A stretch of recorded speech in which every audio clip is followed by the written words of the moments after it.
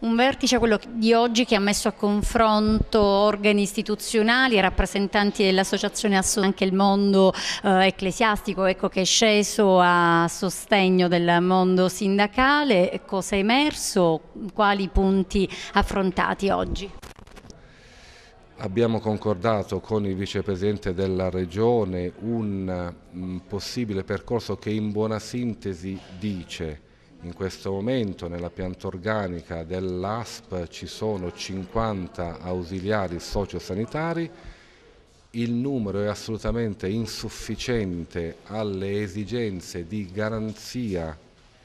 di questi servizi al cittadino, all'utente della struttura sanitaria pubblica. Se così è, pur prendendo atto dei vincoli normativi, economico-contabili, di ragioneria che ci sono,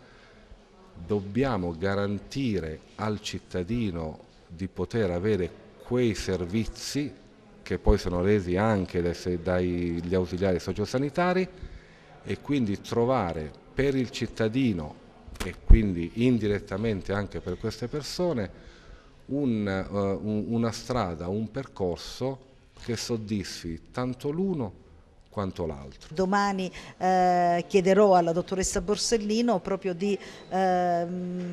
organizzare un momento in cui la Prefettura, la Chiesa, che si è fatto carico e sensibile anche di delle esigenze di questa centinaio di famiglie,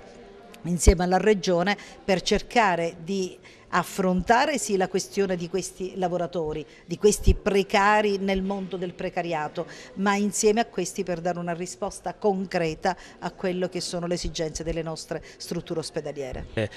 La dottoressa Giuffre ha già da parte nostra una richiesta scritta, cioè una lettera che avevamo indirizzato al prefetto, dove si evidenziano la nostra situazione di precari storici, che siamo stati tagliati fuori e non abbiamo più, diciamo, un'età e un'opportunità che ci possiamo giocare per fare altri concorsi.